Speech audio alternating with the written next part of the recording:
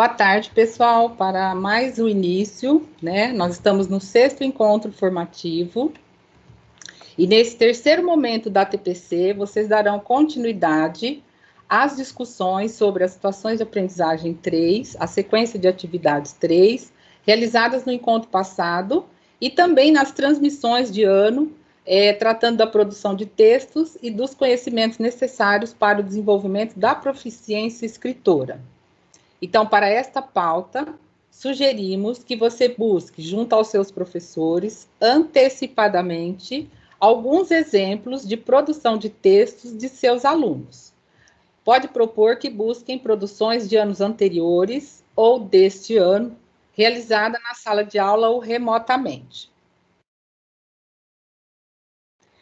Outra possibilidade é buscar produções de bancos de textos de redações do SARESP.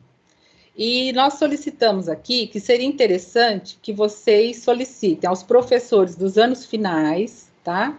Para que trabalhassem com um único texto produzido por um estudante dos anos finais. E professores do ensino médio trabalhassem com um texto único produzido por um estudante do ensino médio. Esses textos serão utilizados lá numa reflexão no slide 28. E nessa reunião, nessa formação, serão realizadas 3 reflexões junto aos seus professores. No slide 3, pessoal, é importante relembrá-los para que vocês orientem seus professores a consultarem o site e a lerem as sequências de atividades. Pode passar para mim, por favor? Slide 4, isso. Isso. Aqui, professores, resgate o encontro anterior que tiveram com você e comente que, na ocasião, foram apresentadas as habilidades essenciais e de suporte selecionadas para o eixo da produção de texto. Atreladas a esse eixo, encontramos também habilidades relacionadas à revisão e reescrita textual, que são transversais em todo o ensino fundamental, os anos finais do ensino médio. Por essa razão, o foco desse encontro será a discussão sobre o que significa realizar um trabalho voltado para as aprendizagens necessárias para a revisão textual, que envolve um conjunto de procedimentos adotados no processo de interlocução como produtores de texto. Para falar em aprender a revisar textos, é necessário falar das operações de produção textual. Elas já foram discutidas na pauta formativa anterior.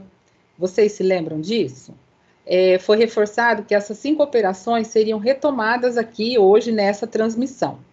Seria interessante revisitar as 5 operações envolvidas nesse processo, tá? Então, no momento da reunião de vocês, comentem que nesse momento será uma breve retomada. Apresentem também aos seus professores as 5 operações apontadas por Joaquim Dols, que são a contextualização, elaboração e tratamento dos conteúdos temáticos, a planificação, textualização, revisão e reescrita, tá? No livro que foi indicado na referência da formação anterior. Aqui eu trouxe para vocês, só para a gente também relembrar, né, para fazer essa formação, precisamos relembrar essas 5 operações. Então, vamos lá. A primeira é a contextualização, tá? É o contexto de produção. Em qualquer proposta de produção, para os alunos, é preciso apresentar a eles um contexto de produção claro, com comandas que orientem para o que vão produzir, para que e para quem, onde vai circular esse texto e o que será produzido.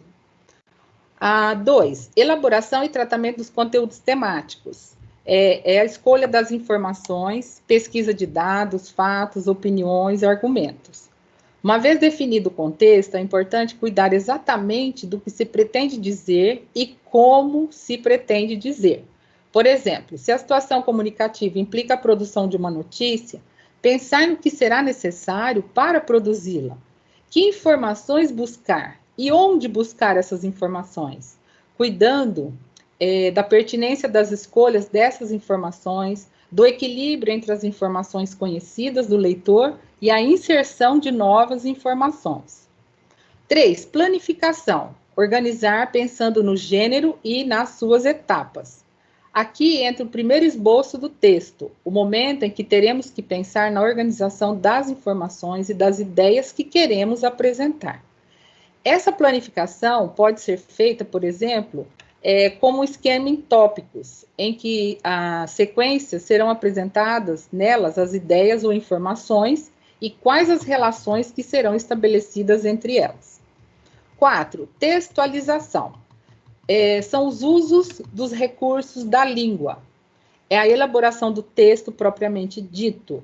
É a escrita do que foi planificado, procurando construir o que se pretende dizer de modo contínuo e progressivo, utilizando para isso os recursos da língua, a coesão nominal, verbal e as conexões.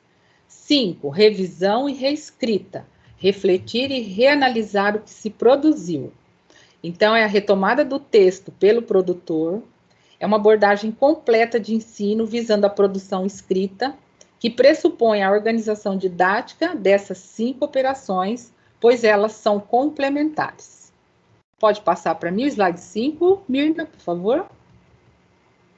A pauta de hoje, então, nós teremos resgate das transmissões de etapa e de ano série. Pronto, então, ok, slide 5. Então, aqui nós temos a pauta que nós teremos hoje aqui. Resgate das transmissões de etapa e de ano série. Nós teremos 3 reflexões. A primeira, operações de produção de textos na prática da sala de aula. Revisão e reescrita textual e os currículos vigentes do Estado de São Paulo. Revisão processual e final. Reflexão 2, o trabalho com a revisão de textos nas sequências de aprendizagem. Reflexão 3, orientação para atividade prática a ser realizada no momento da TPC, como preparação para o trabalho com produção de texto. Pode passar para mim, Mirna, por favor. A estrutura da TPC... Passei. Né? Passou? Ok. A estrutura da TPC, nós tivemos a transmissão de etapa, transmissão de ano e série e a pauta da escola. Slide 7, Mirna, próximo slide. Ok. Só relembrando aqui, no slide 6, a estrutura da TPC. Pessoal, a gente pede para que vocês retomem com seus professores o percurso feito por eles até o momento da pauta da escola. Tá? Relembrando os objetivos de cada transmissão para demonstrar as articulações entre os 3 momentos. Vocês podem propor também, destacar o que consideraram relevante, já disse isso na nossa formação anterior, sempre destacar, né, para que eles considerem relevante, o que é relevante nas transmissões para suas práticas de sala de aula. E peça também para eles apontarem dúvidas sobre o que foi abordado ou destaque pontos que mereçam mais aprofundamento, certo? Nunca se esqueçam, é muito importante essas anotações pelos professores, tá bom? Então, aqui, os objetivos.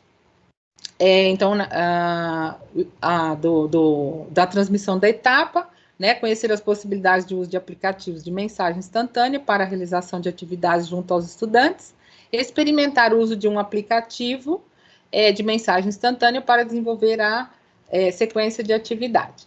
Então, lembro aos professores que na transmissão de etapa, eles puderam discutir possibilidades de ampliação do trabalho com uma atividade da sequência de atividade 3 para promover aprendizagens envolvendo a multimodalidade. Pode passar para o próximo slide. Aqui vocês também apresentem os objetivos, tá? Da transmissão dos anos e série, vocês podem ler para os seus professores e comente com eles que a experiência que tiveram de analisar um texto, pensando nos aspectos que envolvam especialmente o momento da produção do texto, a textualização será algo a ser retomado na discussão do grupo nessa mesma formação, nessa TPC. Pode passar, Mirna, por favor?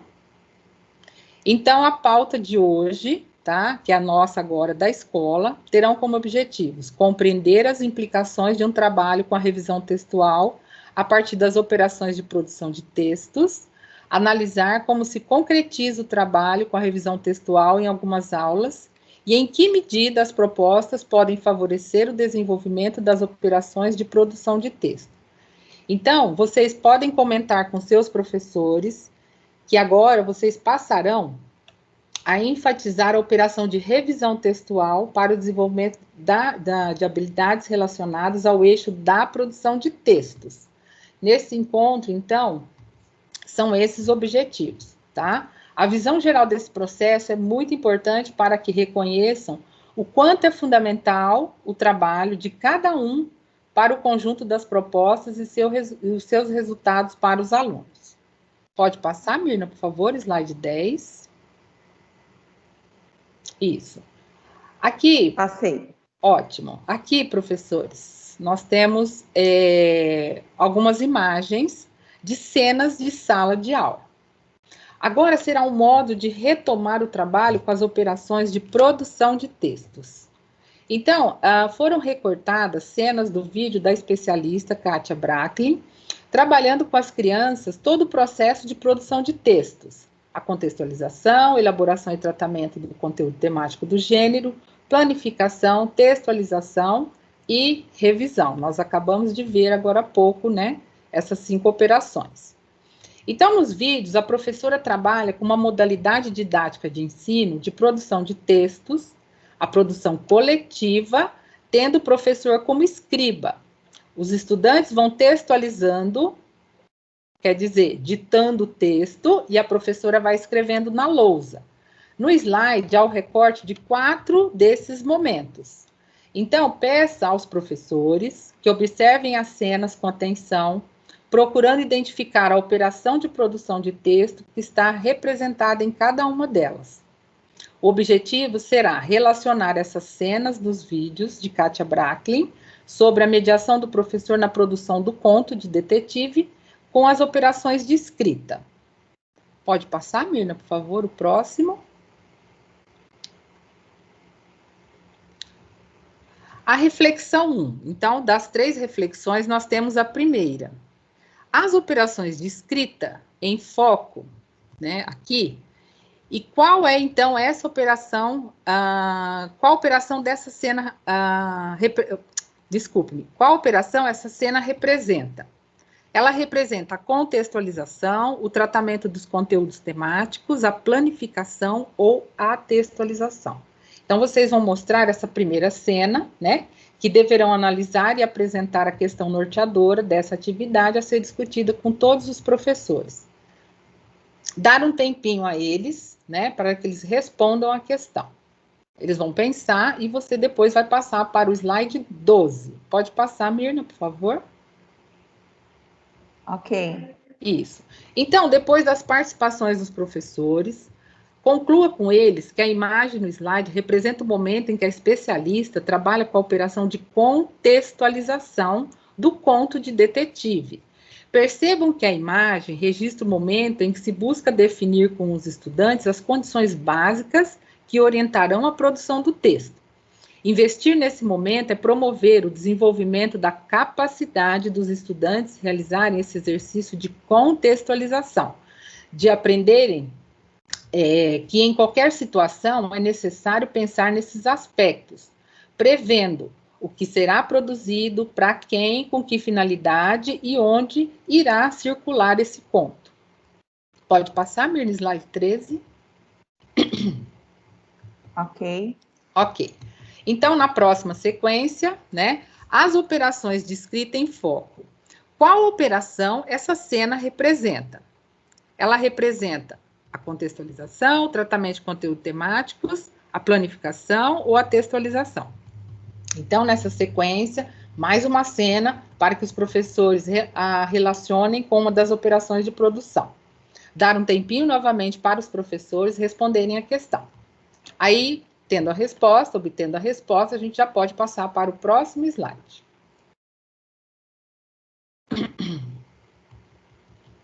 Ok? Ok.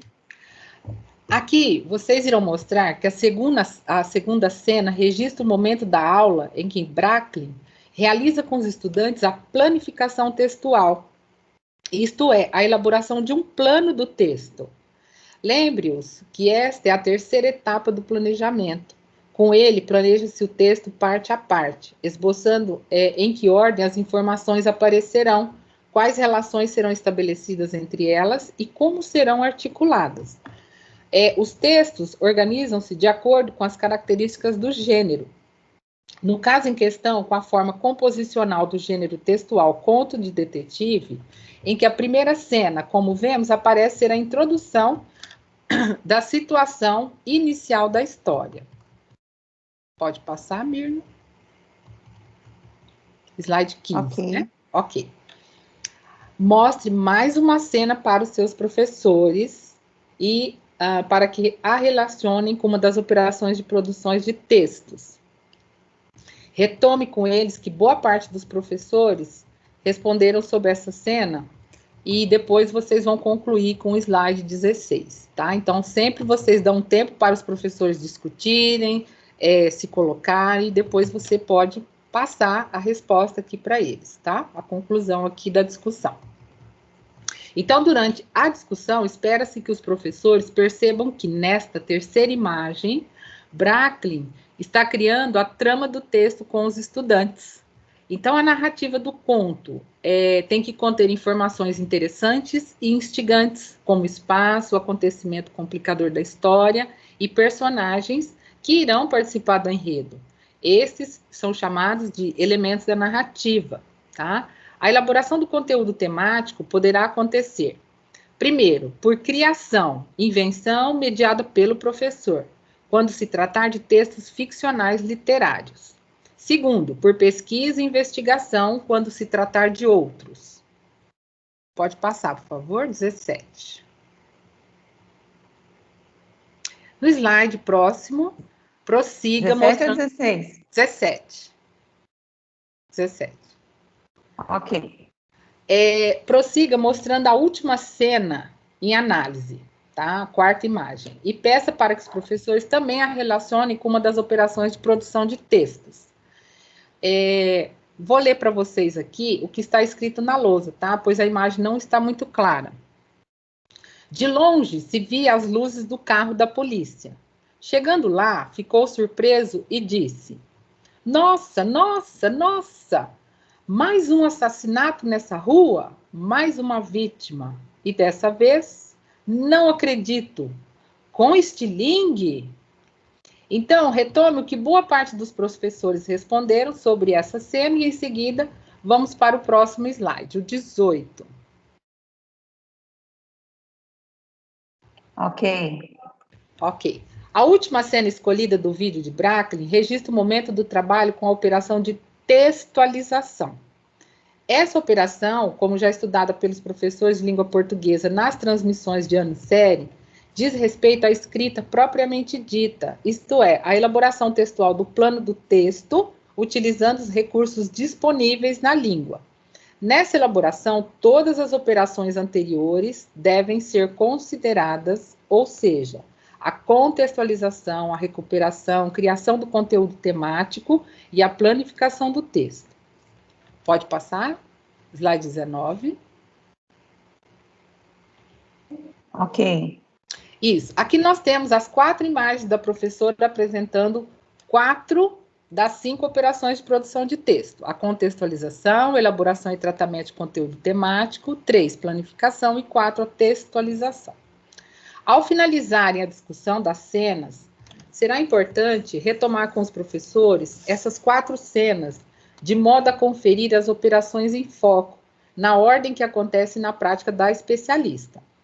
Vale a pena também enfatizar aos professores que, embora as operações devam ser realizadas nessa ordem, o processo não é linear ou estanque. Então, uma operação vai articulando-se com outra, tá? Em todo o processo. Então, no momento da escrita, do que foi planejado, o tempo todo os estudantes estarão considerando e modificando, se necessário, o que foi realizado nos momentos anteriores, de contextualização, elaboração e tratamento de conteúdo temático, planificação do texto. Mas vocês devem estar me perguntando, mas e a quinta operação, a revisão de textos? Lembram-se que eu disse no início da formação, para falar em aprender a revisar textos, é necessário falar das operações de produção textual. Pode passar, por favor? Slide 20. Ok. Isso. Então, aqui nós temos a quinta operação da produção de textos, que é a revisão. E o que diz o currículo do Estado de São Paulo? Aqui, então, daremos início às reflexões sobre a revisão de textos. E parte de que os currículos usados atualmente no Estado de São Paulo declaram respeito para justificar a importância do foco dessa informação, tá? Então, vocês irão reforçar com seus professores que a revisão textual é considerada uma habilidade relacionada ao eixo de produção de texto. Essa habilidade é prescrita para as produções dos gêneros organizados nos campos de atuação a serem contemplados na etapa do ensino fundamental dos anos finais, desde o 6º ao 9º ano. Pode passar para mim, Mirna? Ok. Isso. Slide, você está no 22? 21. 21, tá. Isso, ok. Então, aqui nós temos o campo de estudo, tá? E organização de leitura e expressão escrita. Eu estou lendo aqui esse quadrinho à nossa esquerda da tela, né? Nesse campo, o objetivo principal é o estudo das características dos gêneros textuais, desde o lugar do receptor ou produtor na materialidade escrita da linguagem verbal. Então, a revisão textual também é destaque. Nesse currículo, evidencia-se, tal como no ensino fundamental nos finais, que a revisão é uma habilidade a ser desenvolvida ao longo também da formação do ensino médio. Lembrando, novamente a vocês, eu já falei aqui em informações anteriores, né, que o nosso currículo paulista do ensino médio foi homologado este ano e passará a ser implementado no próximo ano. E nós temos aqui no balãozinho azul, a produção textual no ensino médio é um conteúdo da habilidade, estruturação da atividade escrita a ser desenvolvida no campo de estudo de leitura e expressão escrita. Tá? A revisão de um texto envolve, então, retomar as características do gênero textual ao qual se pertence. A situação de comunicação, produtor e receptor dos textos, os elementos linguísticos utilizados, que são os elementos de coesão, referencial, sequencial, por exemplo. Então, fica aqui evidente, né, a referência aos conhecimentos pragmáticos, que se referem à situação de comunicação, discursivos, que envolve o gênero nessa situação de comunicação, e os textuais, quando faz referência aos elementos linguísticos. Lembre-se que eles reviram esses conhecimentos na transmissão de ano e série nesse mesmo dia, tá? Pode passar para o slide 22. Ok. No slide 22, nós temos a segunda reflexão. E é muito importante que a gente cumpra esse exercício, né, de reflexão junto aos professores. Ok, professores? Coordenadores, né? Vocês que vão comandar a reunião, vocês não deixem, né, de oportunizar esse momento em que eles possam se colocar, trazendo ali as práticas da sala de aula, conhecer melhor, né, o trabalho que está sendo realizado. E então, comente que a ideia é refletir e discutir, né, mais uma vez com os colegas, a seguinte questão: como você desenvolve o trabalho com a revisão de textos em sala de aula? Olha que momento importante para que eles coloquem, né, se coloquem, né, qual é o trabalho deles desenvolvido. A gente fala em sala de aula, mas é também no ensino remoto, tá ok? Então, o objetivo dessa reflexão é para que os professores compartilhem as suas experiências de práticas envolvendo o ensino da revisão de textos, promovendo uma rica discussão, né, no coletivo, entre os pares. Então, peço que compartilhem suas práticas no que se refere ao trabalho com a revisão, incentivando a participação desses professores, tá? Se eles estiverem muito ali quietinhos, você pode instigá-los a participar, tentem fazer com que eles, né, comentem e participem, tá? Em seguida, prossiga com os slides seguintes, propondo o que se espera dessa operação, de modo que possam refletir sobre suas práticas a partir disso. Então, veja como é importante a reflexão. a gente faz uma reflexão da prática. Quando a gente, mesmo que ele não queira falar, um professor, um colega, ele se coloca, esse professor, ele pode, né, a partir da fala de um outro colega, refletir a sua prática, tá bom? Então, vamos lá, slide 23. A revisão... Ok, a revisão com foco, aqui algumas considerações, tá? Então, nós temos a revisão processual, que é a textualização, e a revisão final, que é a produção da textualização. Então, aí vocês aqui vão explicar melhor para os seus professores. Vocês vão esclarecer que há 2 tipos de revisão, que são essas aqui que a gente já acabou de ler. Então, na processual, é aquela que acontece simultaneamente com a textualização. Ou seja, enquanto produzimos o texto, vamos relendo o que escrevemos e ajustando o que consideramos necessário para avançar na escrita do texto. A revisão processual acontece, então, durante todo o processo de escrita do texto. A revisão final é aquela que realizamos no final da produção, que envolve uma análise integral, considerando o texto inteiro, conferindo se o texto ficou coerente, se não há partes desconectadas ou mal articuladas, que seria a coesão. Se há adequação ao contexto de produção, além de realizar aquela revisão final para conferir a adequação do texto às normas gramaticais da variedade da língua que foi utilizada. Pode passar, por favor, o 24. Isso. Vamos lá. Ok. A revisão processual, né, implicada na textualização. Então, aqui a Kátia, ela está suprimindo palavras repetidas e esclarecendo o leitor os verbos de dizer, tá? Então, é no tempo aqui da textualização, na operação da textualização. Então, essas 2 cenas do vídeo da Kátia, da Bracklin, sobre a revisão de texto, busca compreender as diferenças práticas entre os 2 tipos de revisão e a relação delas com o processo de produção. Então, consequentemente, com as operações de escrita. Então, nessas 2 cenas,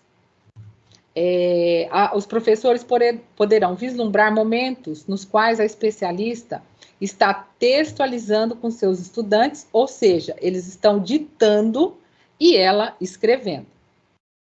Durante essa etapa, ela realiza paradas, retoma trechos que acabou de escrever e discute com os estudantes se há algum problema em relação à continuidade da história ou ao modo como ela está escrita. Essas paradas são exatamente os momentos em que se trabalha com a revisão processual. Notem aqui que durante a textualização ela interrompe a escrita para discutir com os estudantes a repetição de palavras e os usos dos verbos de dizer para referir-se às falas das personagens. Então, ou seja, nesses momentos, ela discute particularmente a coesão nominal e também o uso dos verbos dicende, que são os verbos de dizer. São aqueles que nós usamos para introduzir um diálogo. Geralmente é utilizado em entrevistas jornalísticas, contos de ficção, romances, prosas. E alguns exemplos são dos verbos dicende: afirmar, falar, gritar, declarar, ordenar, perguntar, exclamar, concordar e entre outros, tá? Só aqui fica um exemplo para vocês. Vale a pena chamar atenção para esse momento de textualização, sobre o qual discutiram na transmissão de ano e série do mesmo dia, tá? Nesse dia, que coloca em movimento as operações todas, uma vez que, enquanto produz a textualização, os estudantes têm que o tempo todo ir revisando seu texto, que é a revisão processual, em função do contexto de produção definido, a contextualização, das especificidades do gênero, a elaboração, aí já entra aqui, ó, de tratamento e conteúdo temático, e do esboço feito, a planificação. Então, por essa razão, a textualização é um momento de muitas aprendizagens, o que significa que é um rico momento para identificar as necessidades de aprendizagem dos estudantes e garantir uma mediação do professor, né, que responda a essas necessidades. Daí a importância dessa modalidade didática, produção de textos coletivos, tendo o professor como escriba, tá? Para o ensino de produção de textos. Outro aspecto aqui que merece atenção é o fato de que tanto o momento da textualização quanto o da revisão são poderosos por articular a produção com os eixos de leitura e de análise linguística, mobilizando um conjunto importante de habilidades da língua portuguesa, tá? Então, aqui também, reforcem com seus professores a importância de assistir aos vídeos, tá? Dos quais foram recortadas essas cenas, para que os professores reflitam sobre a mediação da professora e a participação dos estudantes durante todo o processo. Pode passar, Mirna, por favor? Ok. Então, agora, a revisão final. A cena que aparece na tela, ela registra um momento na qual a especialista está trabalhando em uma atividade de revisão final. Atente-se à imagem à esquerda, que representa um excerto do conto de detetive, finalizado pelos estudantes e já passado a limpo, digitalizado para esse momento. Então, aqui nós temos o texto. Estou indo investigar. De longe se via as luzes do carro da polícia. Chegando lá, fica surpreso e diz: nossa, nossa, nossa, mais um assassinato nessa rua, mais uma vítima. E dessa vez com, não acredito, com estilingue, diz o detetive surpreso ao ver a arma do crime ao lado da vítima. É importante a gente fazer a leitura desse texto em conjunto, porque nós vamos perceber aqui na revisão final, que nós estamos vendo na tela, elas foram abordadas inadequações relacionadas a um dos aspectos da construção da textualidade do texto. Mais especificamente, na coesão semântica, na relação de sentido entre as palavras, entre os elementos do discurso, através do uso adequado dos conectivos, que servirão para encadear de maneira lógica as ideias do texto. Então, a cena mostra a professora discutindo a possibilidade de substituir o adjetivo surpreso por outros adequados ao contexto de texto. Aí, por isso que ela está fazendo aqui uma lista na lousa, se vocês perceberem, ela colocou precipitado, assustado, nervoso, arrepiado e desesperado, tá? Então, no vídeo, outros aspectos, seria interessante assisti-lo, né? Da construção da textualidade do texto, foram trabalhados com os alunos, entre eles, o uso dos verbos, o valor dos tempos verbais, conectores que ligam as partes do conto e a inserção também dos tipos de discurso, direto e indireto na narrativa. Então, nesse slide aqui, nessa atividade, nós estamos no momento da textualização. Pode passar, Mirna, por favor? Ok. Aqui nós temos o planejamento de atividades que antecedem a revisão textual. Então, se os professores assistirem ao vídeo da revisão processual e final, eles vão verificar que entre as ações da professora voltada para a revisão final coletiva do texto, ela planeja repertoriar, recorrendo a trecho de textos considerados bem escritos, nos quais são identificados nos usos, nos recursos linguísticos, para focar na revisão. Então, vocês aqui podem explicar que esse processo de planejamento, né, para os professores, comentar que eles vão apresentar aqui, logo abaixo, a cada um deles, tá? Esclareça também que tomarão uma notícia fornecida pelo material Aprender Sempre, os professores sabem, né, apresentada na SA 3 do 8º ano, aula 1, como exemplo de um texto que faz um uso adequado dos elementos coesivos que ajudam a avançar com as ideias do texto. Então, na sala de aula, junto com os seus alunos, professores, né, já tem um exemplar do gênero notícia e foi produzido por um especialista, possivelmente um jornalista, e contém as características, né, prototípicas desse gênero. Então, vocês irão apresentar esse slide e ler com eles o trecho, tá, do texto, tá bom? E aqui, eu vou, para não ler o texto agora, mas vocês podem ler, claro, na escola, nós vamos destacar aqui, no azul, né, que está em negrito, onde está em vermelho. Segundo o professor, no entanto, tá, no primeiro parágrafo, e contudo, lá no início do segundo parágrafo. Vamos destacar essas duas palavras aqui, tá? Em seguida, vocês irão apresentar o slide a seguir, para que façamos aí algumas questões de análise do aspecto, tá? Que seria esse foco da revisão. Pode passar o 27. Ok. Ainda planejando atividades que antecedem a revisão textual, tá? Proponha que os professores analisem esse breve roteiro aqui e perguntem a eles. Se vocês, professores, acreditam que alguma dessas questões, né, poderia colaborar para analisar o uso de recursos que ajudam a gente a avançar com as ideias do texto. Então, aqui nós temos, né, no slide, roteiro para análise, análise do uso das conjunções destacadas em negritos no texto, né, no entanto e contudo, que tipo de relação, no entanto, estabelece entre a ideia apresentada no período em que aparece a ideia apresentada no período anterior, e o uso de contudo estabelece que tipo de relação com o período anterior. Liste outros exemplos de conjunções que estabelecem, né, a mesma relação entre as ideias. E a segunda aqui, observe o uso das aspas no trecho e responda por que ela foi usada, para que ela foi usada, né? Depois, observe a expressão segundo o professor e responda com que finalidade ela foi usada. Que outras expressões poderiam ser usadas com a mesma finalidade? Então, espera-se que na primeira questão os professores respondam, né, que as conjunções adversativas estabeleçam relação de oposição entre o que está sendo dito e o que foi dito antes, no período anterior, tá? E a questão 1b ajuda a repertoriar os estudantes em relação a outras conjunções que podem ser utilizadas com o mesmo valor adversativo para evitar repetições de uma mesma conjunção.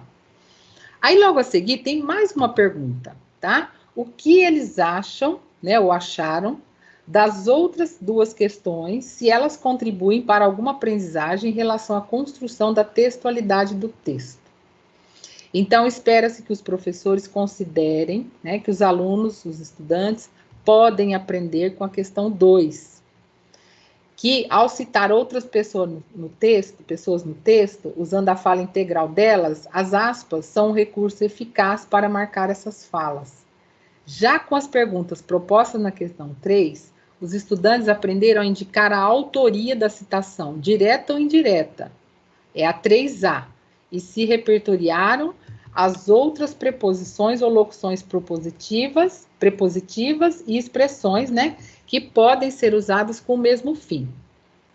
Então, por fim, professores, comente com eles que esse tipo de atividade é uma das modalidades didáticas de ensino e de análise linguística articuladas à revisão final. E também que eles viram esse tipo de atividade quando discutiram a modalidade de sequência didática para a revisão de texto na transmissão anterior. Pode passar, Mirna, por favor, slide 28. Ok. Agora, a terceira reflexão, tá? Analise a produção de texto de algum estudante da escola. Então, lembra-se quando eu disse, né, para que vocês tivessem pelo menos 2 textos em mãos, um dos anos finais e um do ensino médio, né? E a primeira questão, selecione um aspecto importante para ser trabalhado na revisão. Segundo, pense em tipos de atividades que você poderá planejar para os estudantes realizarem antes de irem para a revisão final do texto. Então, essas questões aqui são sugeridas visando contribuir para a execução da atividade prática, né, como sugestão aos professores, e tem por objetivo refletir sobre o planejamento de atividades que colaborem para a revisão textual, com destaque para os recursos linguísticos importantes para a construção da textualidade. Então, instrua seus professores de língua portuguesa sobre essa atividade, né, nesse momento, para recorrer aos textos selecionados. Aí vocês vão orientar, né, e se organizar para essa atividade, providenciando o apoio do texto sobre modalidade didática, já citado em várias ocasiões nas transmissões, com a finalidade de apoiá-los a pensar em atividades que possam ajudar no trabalho de planejamento de situações didáticas envolvendo a revisão final. Caso vocês considerem mais adequado, eles podem usar como modelo a atividade que analisaram, tá? Fique à vontade. Então, professores, às vezes a gente pensa que nós estamos trabalhando, mesmo o professor não sendo da área, o específico de língua portuguesa. Mas a gente sempre reforça aqui, professor coordenador, seu papel nesse momento será apenas acompanhar o trabalho, colaborando com os professores, no sentido de avaliar a clareza das propostas de atividades, pensando nos estudantes, ok? Pode passar, Mirna? Ok. Já no finalizando, né? Nós vamos encerrando, destacando o que foi objeto de reflexão do quarto momento, tá? Que focamos nas habilidades para o trabalho com a revisão e reescrita textual, a fim de compreender os ganhos de um trabalho voltado para o desenvolvimento das operações de escrita envolvidas nas ou na produção de textos, tá? Então, propõe a seus professores para que olhem para as propostas, tá? De suas sequências de atividades, procurando identificar o que elas destacam em relação à revisão textual e as possibilidades de planejamento de atividades de revisão, considerando as necessidades de suas turmas no que se refere ao que ainda precisam aprender. Pode passar? Ok. Novamente, relembrando a vocês, tá? Para que incentive os seus professores a participar da avaliação da formação, colocando seus comentários, né? A pergunta que é colocada é como essa pauta contribuiu para a sua prática docente em relação ao ensino de produção de texto. Pode passar, Mirna, por favor? Isso. Aqui as referências. Aqui também é muito importante para que vocês destaquem novamente a importância de os professores colocarem na lista de leituras e vídeos obrigatórios para o processo formativo em língua portuguesa, tá? Os já conhecidos, né, o artigo da Kátia Bracklin, o livro de Joaquim Dolls, que aparece aí na nossa tela. Essas obras são dedicadas à discussão sobre a produção e revisão textual.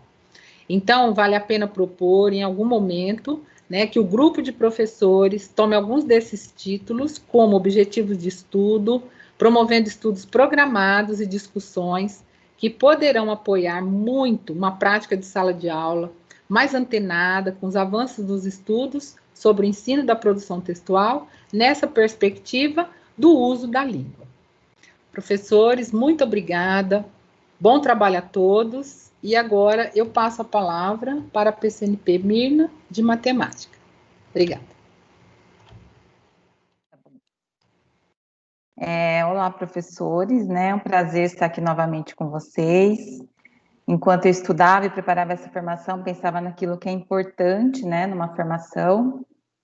Agora, essa formação, embora a gente faça aquele desdobramento, né, pensando nas coisas importantes que é feito lá na EFAP, né, de matemática feita pela professora Silvia, ela acaba tendo um jeito meu, né, de fazer essa formação, e eu acho que a formação tem que ser dessa maneira também com vocês na escola de vocês, né, a gente passa aquilo que foi dado, sim, a gente segue a pauta, mas a gente acaba caracterizando, né, essa formação com um jeitinho nosso. Então, eu pensei muito sobre isso, porque senão fica uma coisa muito técnica, né? E passado, às vezes, parece que é um lugar distante, né? Que é a formação lá da EFAP, mas quando a gente leva isso para a nossa escola, que isso tem uma característica nossa, com aquilo de acordo com o nosso entendimento também, porque eu sei do esforço de muitos coordenadores que não são da área e a preocupação que tem com tudo isso, de pensar, como que eu vou fazer, né? Mas preocupado de proporcionar um bom momento para os professores e na escola, que eu acho que isso é muito importante, né?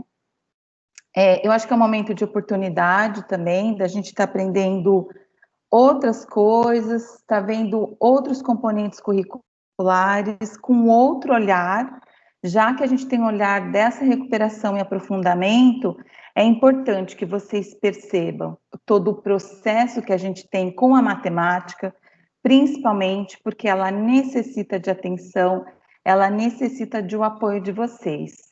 Talvez vocês ficam inseguros no sentido de falar, gente, mas eu não domino, né? Mas a importância que vocês podem dar para esse momento, ela é crucial para isso, né? Para mostrar para os professores, olha, eu estou aqui junto com vocês, eu estou me empenhando nessa formação para que a gente possa levar o melhor para os nossos alunos, para que os nossos momentos de formação na escola sejam momentos de reflexões, né? Sobre pensando sempre em proporcionar um melhor momento de aprendizagem para os alunos.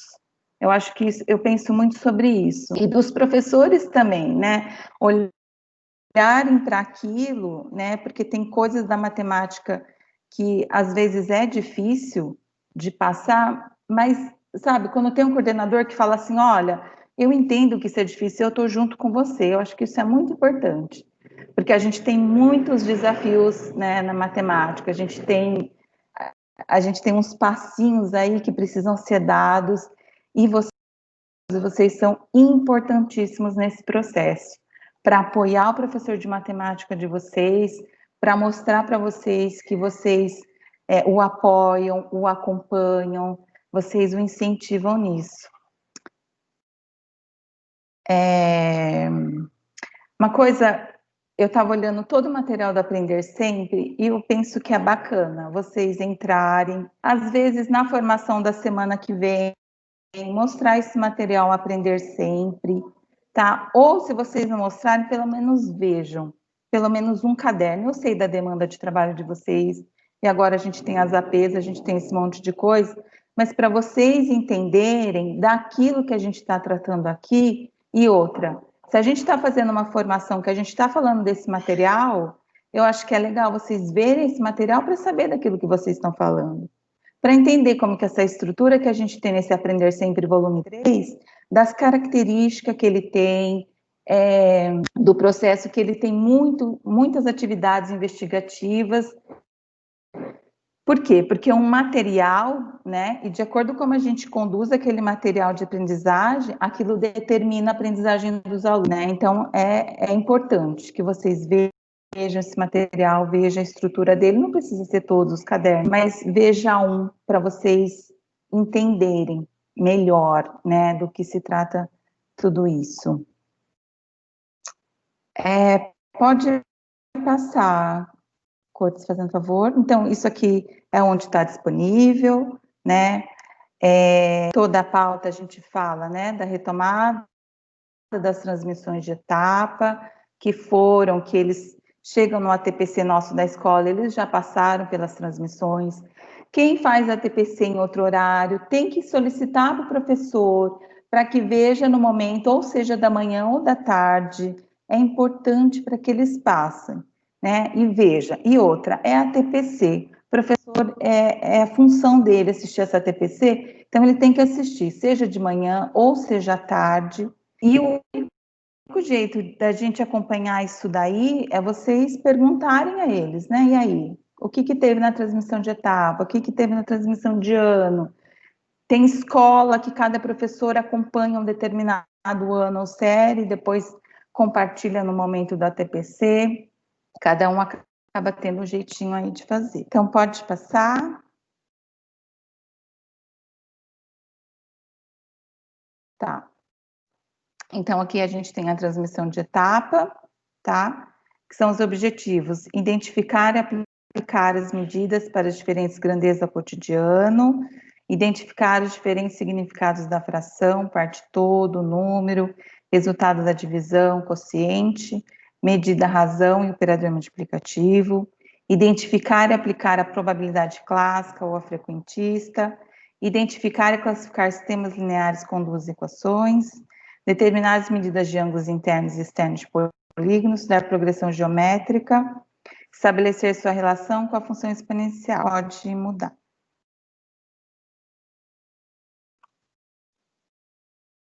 Pode passar. Aí aqui a gente tem, ali naquela transmissão de etapa, né, estavam os 2 segmentos ali, mas a gente sabe que a do Fundamental 2 é tratado alguns assuntos e do ensino médio são tratados outros, tá? Aí aqui tá de cada ano e de cada série. Então, quem que escolheu o 6º ano, o que eles vão estar vendo lá? Vai ter um professor abordando essa habilidade, e com esse objetivo.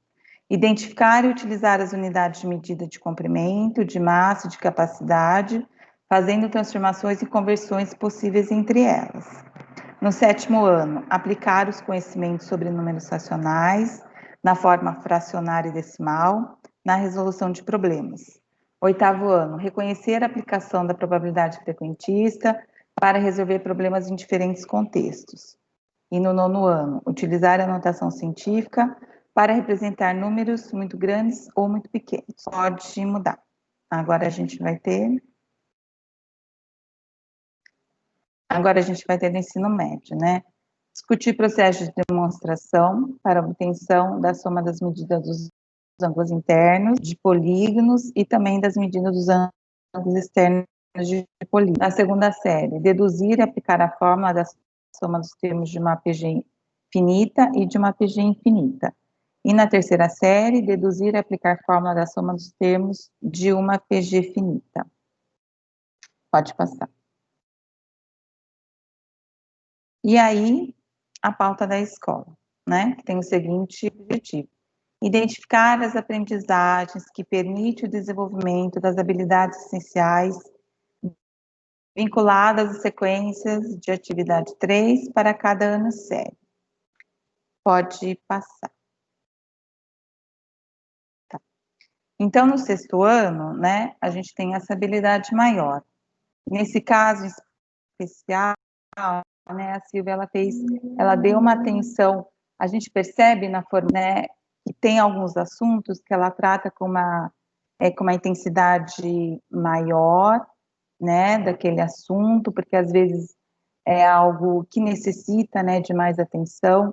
Então a gente percebe, né, na formação da Silvia essa característica, né.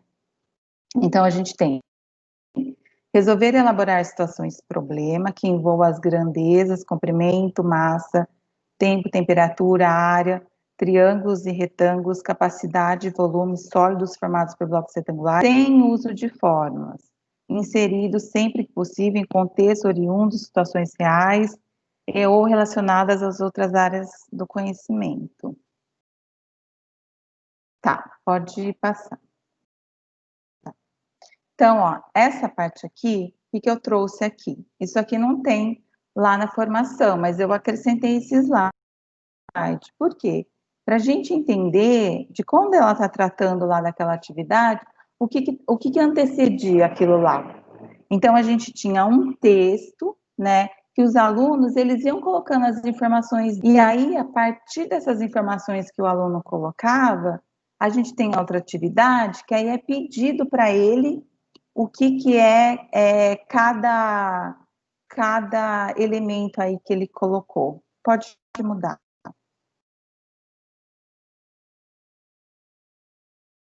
Então, aí essa atividade é em relação àquele texto, tá? Em relação ao relato do que fiz hoje, de casa à escola, analise a situação e escreva a grandeza correspondente. Então, em isso daí, o aluno que vai preencher de acordo com aquilo que ele vivencia no dia a dia dele e vai preencher aí. Que tipo de grandeza que é? Então, a gente tem a situação, o horário em que acordei, né? Temperatura da água do chuveiro, temperatura do... Acho que é legal essa atividade, porque ele vai percebendo, né? Quais as que ele tem do dia a dia e como isso está relacionado com alguma grandeza dele.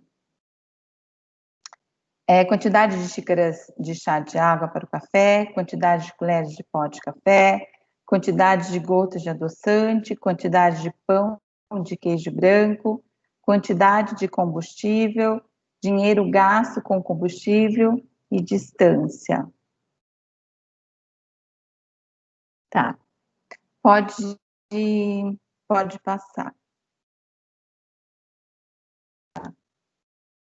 Então, aí a partir dessa atividade, ela lança... Pode voltar. Então, aí, a partir dessa atividade, ela lança uma pergunta, né? Por quê? Porque ali a gente percebe quais os tipos de grandeza que a gente está lidando e como que o aluno percebe isso, né? E aí é uma interferência boa do professor de mostrar para ele nesse momento do que a gente está se referindo a que tipo de grandeza, né? Essa abordagem dessa idade, e aí a gente entende e percebe, é claro, né? Quando a gente está fazendo uma formação, tá? E a gente tem esse momento, que é um momento de estudo, para a gente perceber das atividades que a gente está oferecendo, quanto que é importante aquilo, né? Qual a intencionalidade que tem naquilo e como está sendo feita a abordagem daquela atividade. Porque às vezes parece que é algo, isso aqui a gente faz desse jeito, tal, mas às vezes a atividade ela tem uns componentes tão importantes que pode ser abordado do assunto matemático e às vezes passa batido, né? Então, o interessante desse momento nosso é isso, né? Da gente fazer com que a gente perceba também, né, o que é importante ser abordado naquilo e que o professor perceba, né, o que é importante quando a gente está fazendo as perguntas nas aulas, quando a gente está fazendo as perguntas sobre a atividade em si. Quando a pergunta é sobre a quantidade de algo, o que se quer saber? Quantidade de xícaras de chá de água para o café, né? Quantidade de colheres de pó de café, quantidade de gotas de adoçante, quantidade de pão de queijo e de queijo branco, quantidade de combustível. Então, ali, quando a gente está falando quantidade no geral, mas a gente trata de cada uma delas diferente. Pode mudar.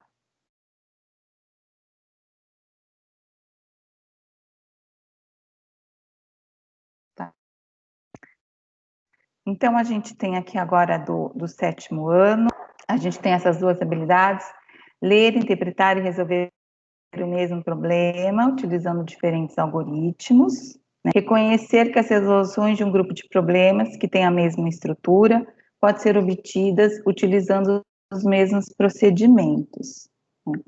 Então, quando eu estou falando de ler, interpretar e resolver o mesmo problema utilizando diferentes algoritmos, né? O que é um algoritmo, né? Algoritmo é uma lista de instrução para execução, é o passo a passo de um processo, né? É de como que você vai resolver aquilo. Pode passar.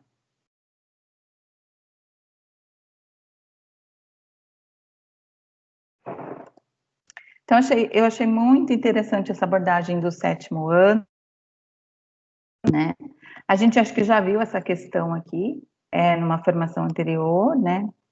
Mas não com nessa intencionalidade que a gente tem hoje.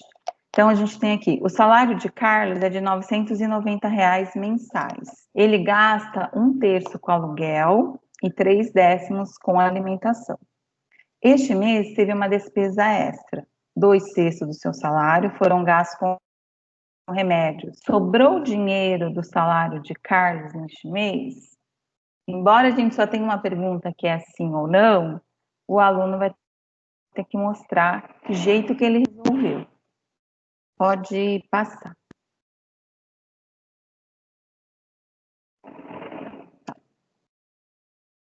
E aí, essa primeira resolução, ela mostrou uma representação geométrica de como pode ser feito isso, né? O aluno expressa, né, tanto que ele gastou do salário numa representação de fração ali com desar.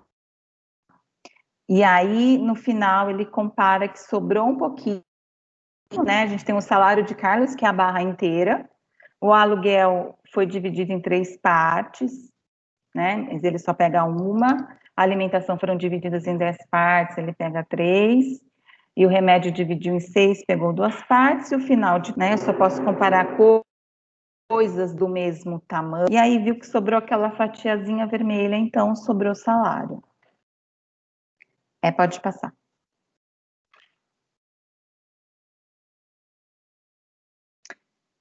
E aí, outra resolução aqui que ela mostrou. Aqui. Que foi com cálculo mental, né? E a outra resolução foi com a soma de mais 2/6, né? E resolvi com uma soma de frações.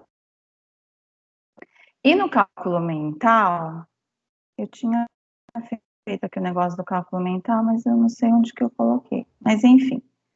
O cálculo mental, né, é uma habilidade que está muito presente agora, né? Já tinha antes, mas ele não tinha, assim, a devida atenção e o devido cuidado que a gente tem.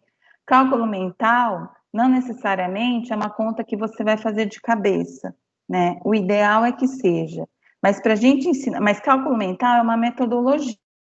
E é um procedimento que ajuda muito o nosso aluno na questão do raciocínio, na organização, né? Ele organizar o espaço de registro, isso que é uma coisa bem importante, quando a gente fala do registro matemático dos nossos alunos, de como eles se organizam para colocar para resolver, né, uma situação, problema, ou resolver mesmo uma atividade, eles se perdem, né, eles olham as contas, eles não sabem qual que ele já anotou, qual que não fez, e é importante a gente ter essa atenção do registro. Então, cálculo mental, como que é feito, né? O aluno pode registrar algumas coisas, não que seja o cálculo efetivo, mas alguns elementos que o ajude a chegar na resposta, sem ser a resposta. É claro que o ideal é que ele não faça os registros, né?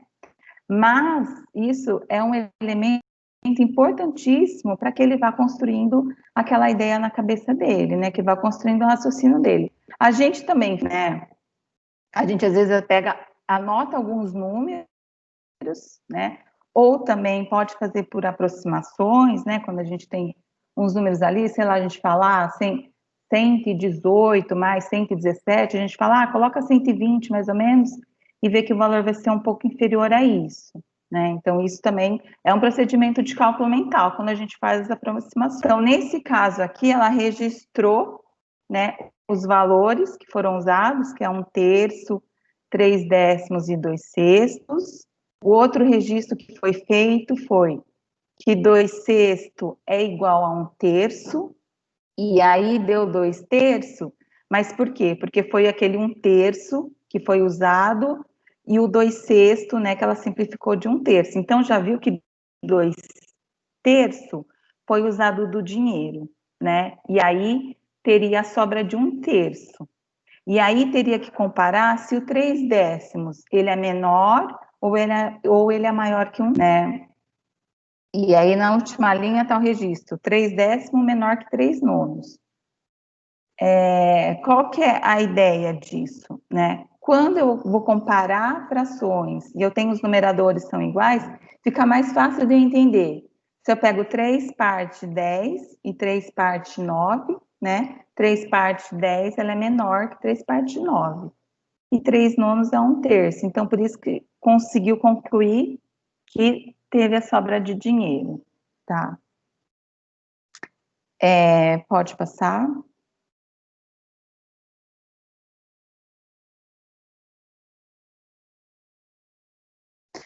E foi aqui que eu coloquei a questão sobre o cálculo mental. Pode passar.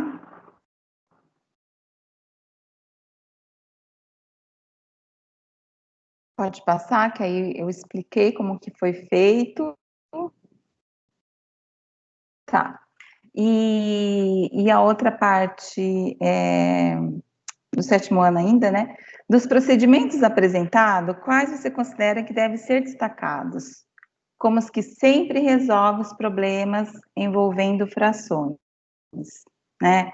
Representação geométrica, cálculo com frações ou cálculo mental? Pode passar. E ali, gente, do 7º ano, vocês fiquem à vontade, né, de vocês propor essa pergunta aos professores de vocês, ou deles discutirem essas resoluções que foram apresentadas, ou eles comentarem de como que os alunos conseguiriam realizar esse tipo de atividade, igual a gente já falou, né, esse momento de trazer a fala dos professores para o momento da TPC, ele é rico, é ele que enriquece essa informação, né, porque ali existe a troca, ali existe o momento de refletir, e ali aquilo que eu já falei, né, que quando a gente fala, a gente reflete sobre a nossa prática, e a gente começa a pensar, né, e alguém comentou, né, mesmo quando tem um professor que não fala muito, mas ao ouvir o outro, a gente repensa sobre aquilo que a gente faz, isso é importante também. Então, no 8º ano, a gente tem resolver e elaborar situações problema, envolvendo o cálculo de porcentagem, incluindo o uso de tecnologias digitais. O que mais que a gente tem? Calcular a probabilidade de um evento aleatório, expressando-a por número racional, forma fracionária, decimal e percentual, e comparar esse número com a probabilidade obtida por meio de experimentos sucessivos, conhecendo e aplicando o conceito de razão em diversos contextos, proporcionalidade, escala, velocidade, porcentagem. Isso é uma habilidade, né, do 6º ano, mas ela é tratada no 8º ano, nessas atividades. Pode passar. Então, a gente tem aqui essa atividade, né? Considere experimento aleatório. Um casal pretende ter 3 filhos. Assinale com verdadeiro ou falso as afirmações a seguir. Utilize o espaço indicado para a resolução. Então, a gente tem ali a probabilidade de que o casal tenha 2 meninas e um menino é de 37,5%. A probabilidade de que o casal tenha pelo menos um menino é de 87,5%. A probabilidade de todas as crianças serem do mesmo sexo é de 50%, tá? Então, não simplesmente nessa atividade, o aluno só vai colocar verdadeiro ou falso. Pode passar.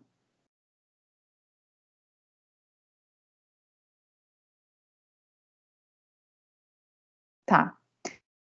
Então, essa aqui que é a atividade apresentada. Então, a gente percebe também como a gente tem a estrutura desse material Aprender Sempre, de ter os espaços necessários para que o aluno entenda que ali ele vai fazer o registro do que ele está fazendo, né? Do pensamento dele, das contas que ele vai usar, isso daí. Então, a gente olha, verdadeiro ou falso, ele só vai assinalar, não. Ele vai ter que retar. Então, pode passar. Tá. E aqui, né, isso daqui é do caderno do professor, né? Qual que é a recomendação pedagógica que é feita sobre essa atividade, que no próprio material a Silvia deixou escrito isso, que era para colocar o endereço do caderno e tal, mas eu peguei e colei a página aí da recomendação do professor mesmo, tá? O que é interessante nessa atividade? Que o aluno registre mesmo como que ele faz, né? Quais são as possibilidades quando tem 3 filhos, né? Quais são todas as possibilidades que eu tenho, seja na ordem, né? Igual, começando, eu vou pegar aqui, né, pelo que está escrito. Então, eu vou ter uma possibilidade de ser menino, menino, menino, tá? Qual outra possibilidade? De ser menino, menino e menina. Isso é uma outra, né? Qual outra? Menino, a menina no meio, menino. E depois, menino, menina, menina. Então, para que o aluno faça isso manualmente. Porque aí ele vai percebendo, né, o que é essas possibilidades, né, para ele entendendo tudo isso, mesmo que seja manualmente. Eu costumava dizer quando eu passava esse conteúdo, não é conteúdo, né, tal, para a terceira série do médio, porque também isso daqui é do currículo, né? Os alunos não viam isso antes. E aí eu falava para eles, né? O que dá para a gente fazer manualmente e o que a gente precisa dos cálculos? Como que a gente diferencia isso? O que dá para eu fazer, né, na mão, então eu faço na mão, ou o que dá para eu fazer nos cálculos? Para eles perceberem isso na matemática também. O que é mais fácil às vezes, né? Eu uso a fórmula ou não uso, né? E qual o raciocínio que eu tenho naquilo, que isso que é o mais importante, né? Que é o pensamento da matemática que se apresenta nas atividades, de como o aluno consegue resolver aquilo, como que ele consegue registrar, como que ele consegue pôr no papel, né? Que é muito importante da gente entender, né? Toda essa organização de pensamento que ele tem. Gente, eu falo isso porque eu via que às vezes eu montava os exercícios com o aluno passo por passo, para ele entendendo qual que é o processo que eu estava fazendo, né? E para eles se atentarem a isso, né? De como é importante a gente organizar as informações que a gente tem, os dados que a gente tem, para a gente resolver, né? Seja o exercício ou situação problema. Então, nessa atividade, é requerido que faça isso, que é interessante, né? Pode passar. Tá. E ali, a partir daquilo ali, dos registros que ele tem, ele consegue resolver aquelas questões que estão ali, tá? E aí, do nono ano? Nono ano a gente tem resolver, elaborar situações de problema, usando a relação entre potenciação e radiciação, para representar uma raiz como potência de expoente fracionário. Resolver, elaborar situações problema, que possam ser representadas por sistemas de equações de primeiro grau com duas incógnitas, e interpretá-los utilizando, inclusive, o plano cartesiano como recurso. Tá? Essa daí foi abordada na formação passada. Pode passar.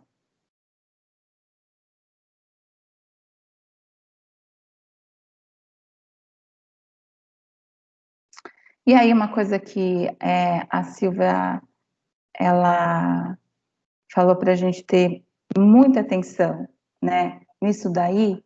Por quê? Porque é só vocês perguntarem aos professores de matemática de vocês, né, qual o maior erro, entre aspas, né, porque na verdade não é erro, é uma falta de entendimento do conceito de potência. Então, quando eu vou tratar radiciação, o que o aluno precisa entender? Né? Quando eu estou falando de potência, né, potência fracionária, que isso é uma representação da radiciação, mas para que o aluno consiga entender isso, ele vai ter que entender a potência. Então, é só você perguntar aos professores qual o maior erro que os alunos cometem ali sobre potência. E é justamente nesse erro, digamos, que a gente precisa dar atenção, que é no conceito de potência que ele ainda não compreendeu, ele ainda não assimilou. E aí, para ele entender uma potência fracionária, vai exigir mais. Então, por isso que a potência tem que estar bem entendida, né, por parte deles. E aí ela elabora uma pergunta aqui, que é bem bacana, né? Qual das questões usar para que os estudantes mobilizem os conhecimentos que já têm e instigar uma investigação sobre a potenciação? A multiplicação 2 por 2 pode ser escrita como 2 elevado a 2, se podemos escrever que 4 mais 4 mais 4 é 3 vezes 4, então, como escrever 4 vezes 4 vezes 4 com outra operação? Como é possível descobrir o número que elevado ao quadrado é igual a 121? Tá. Passa, fazendo favor. Mas você vai passar? Ah, acho que eu ia colocar um negócio aí, então pode voltar. Fazendo favor. Então, ó, dessas 3 perguntas, né, que ela analisou e falou com que faça, com que meu aluno pense, né, sobre que operação e como que ele vai escrever aquilo é a 2. Por quê? Porque eles geralmente confundem a potenciação, eles pegam aquele número da potência e multiplica. Ali naquele primeiro, né, não ia ter tanto problema, mas nos outros, né, em outros registros, teria problema sim.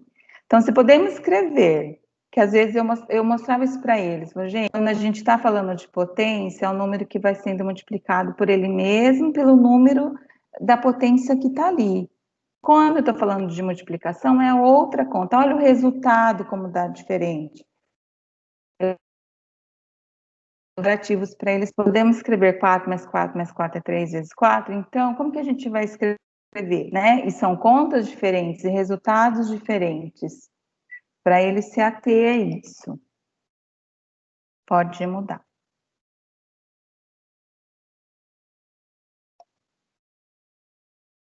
Pode mudar.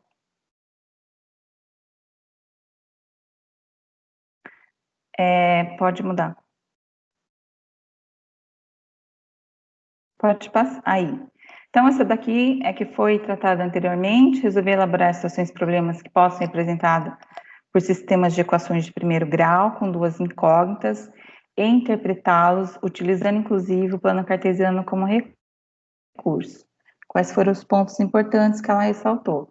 Verificar as informações contidas no enunciado, analisando os dados fornecidos e sua coerência com o contexto, analisar o gráfico apresentado, comparando-os com os dados do problema e verificando sua adequação, comparar o significado dos pontos de encontro das retas com os eixos, das retas entre si, caso houver, para que tanto o texto como o gráfico sejam representados exatos um do outro.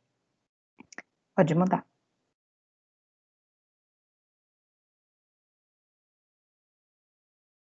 Tá. Então, vamos aqui para a primeira série do médio. A habilidade que a gente tem é calcular medidas de ângulos internos de polígonos regulares, sem uso de fórmulas, estabelecer relações entre ângulos internos e externos de polígonos, preferencialmente vinculados à construção de mosaicos e de ladrilhamento. Pode passar.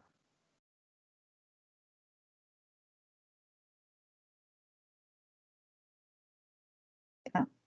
E a atividade da primeira série do médio, ela trata bem isso mesmo, né? Ali tem uma imagem, né, daquela da calçada que eu passei na formação anterior, aí depois pede, acho que, para que o aluno faça, tem os anexos e tem as figuras geométricas para que o aluno faça uma planificação e tal. E aí, essa atividade, né, é para que o aluno entenda quando a gente está falando dos ângulos internos de um polígono. Então, para essa atividade, você deverá seguir os passos, tá? Pode passar.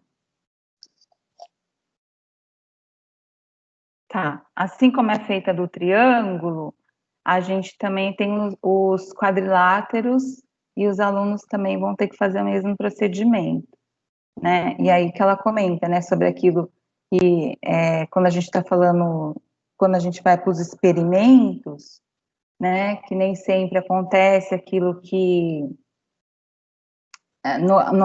o desenho às vezes não vai ser condizente com aquela teoria que está ali, mas para que o aluno entenda, quando eu tenho algo teórico, tenho algo prático, qual que é a diferença que acontece ali, né? E a gente entende que tem outras coisas ali, né? Que é a habilidade na hora de estar fazendo as atividades, né? E tal.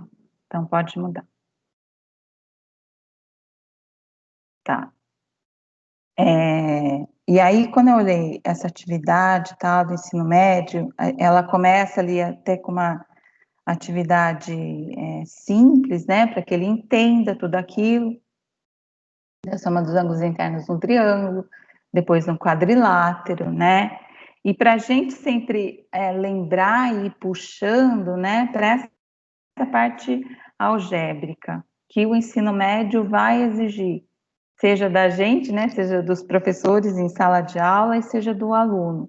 Então, mas a forma que é montado no caderno do aluno, tem todos os passos ali, para que ele vá entendendo de como começou aquela sequência de exercícios, depois vai ter um pouquinho mais complexa, depois todos esses registros é feito passo a passo, para que ele vá entendendo como que é construído isso daí, né, para que ele vá, né, se apropriando, entendendo os termos, né, entendendo as letras que a gente tem aí, qual o significado que elas têm nesse contexto quando a gente está falando de polígonos.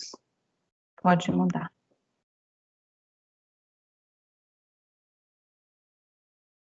Tá, e a gente está chegando no finalzinho, porque da segunda série e da terceira série são iguais, então nós temos compreender o significado da soma dos termos de uma PG infinita, razão de valor absoluto menor do que 1, e saber calcular tal soma em alguns contextos físicos ou geométricos.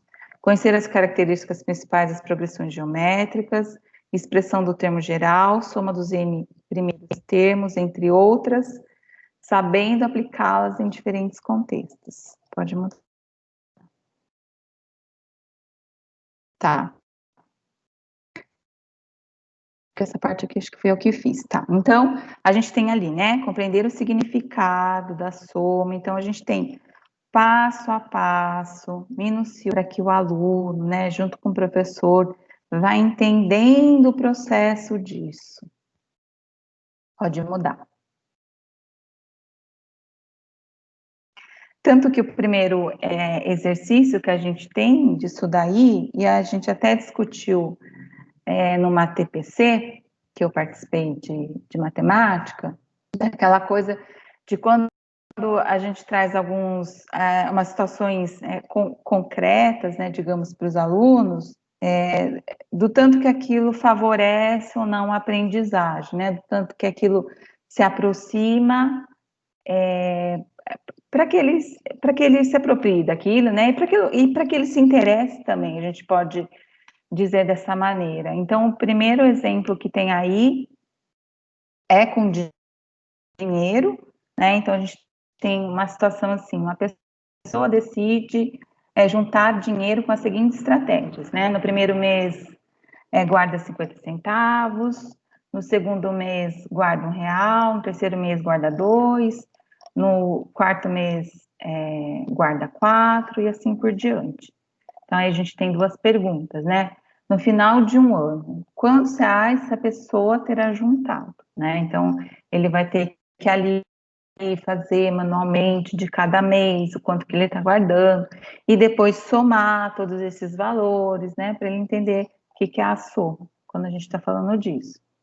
No final de 2 anos, né? Quanto terá juntada? Mas no caderno do professor, acho que a conta que fizeram foi com 1 ano e meio, porque com 2 anos o número começa a aumentar bastante isso, tá? Mas, então, é aquela coisa, né, que a gente fala de da gente criar ali situações, né, ou da atividade em si, oferecer para o aluno aquela coisa, né? Então, até tanto, dá tanto, e depois, né, e mais um termo, e mais outro termo. É nisso que ele vai entendendo, né, vai fazendo as posições. Tá, pode mudar. E aí, a gente vai ter, né, como eu disse lá da primeira série do médio, vai ter essa atividade, a tendência é puxar para a parte algébrica, para que ele entenda isso, e eles olham isso e falam, professora, é aula de português agora, porque só tem letra? Eu falo, então, matemática é letra. A gente entende a matemática com os números, às vezes. E aí, cada elemento desse, para que seja explicado para o aluno, é importante. Porque, às vezes, a gente faz essas coisas e parece que está tudo claro, está tudo entendido e não está. Né? Eu lembro da faculdade também, os professores passavam aquilo, parecia assim, uma mágica. Né? E eu olhava tudo aquilo, e tinha muitas interrogações na cabeça. Até que uma hora você vai compreendendo. Mas nós, né, como professores, a gente tem que entender, né, daquilo que a gente oferece, as explicações que a gente tem que dar naquilo, e a atenção, né, porque é aí que o aluno vai se sentir confortável, né, ou vai se sentir seguro para álgebra, né. Eu acho que esse é um dos caminhos, para que ele não sinta tanto medo, né, não crie tanto aquele distanciamento da matemática que a gente sabe que vai existindo no ensino médio. Então, a gente tem que começar a mostrando para ele, ó, isso aqui não morde. E dá para a gente entender o que é isso e eu vou mostrar para vocês. Eu acho que isso que é bacana, né? Pode mudar?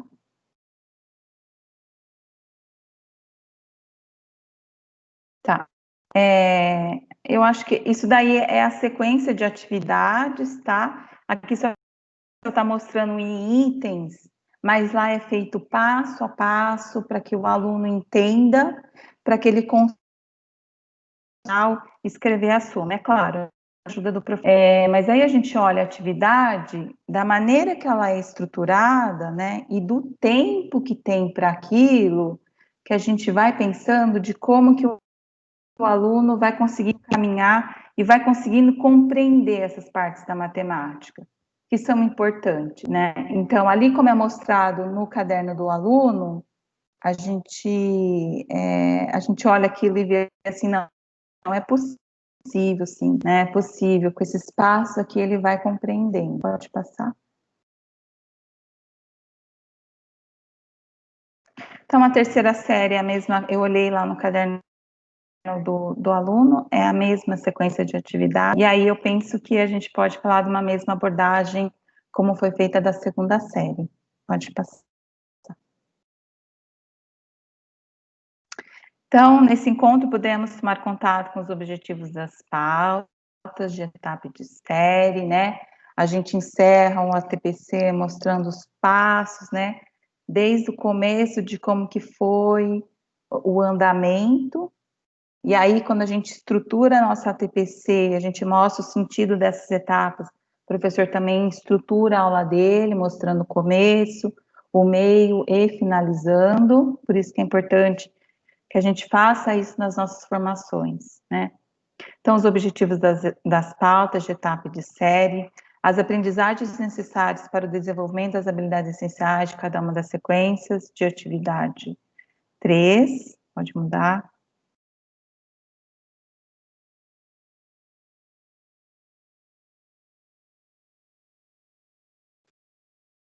Planejando a aplicação da SA3, utilize o que foi visto sobre as habilidades e as dicas apresentadas nas transmissões de etapa, no Ministério Escolar, para planejar a aplicação da sequência de atividade 3. Pode passar.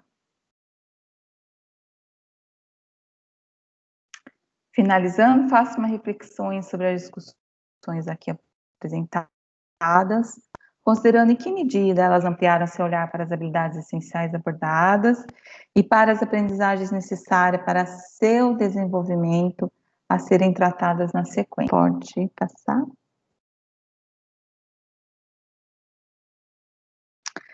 Avaliação do encontro, quais foram as contribuições dessa transmissão para a sua prática na escola? Pode passar.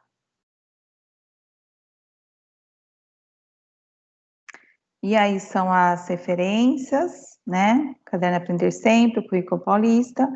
Ali primeiro está a dissertação que a professora Drúvia comenta, né? Sobre os maiores erros na operação de potenciação, que ela citou no material. E é isso aí.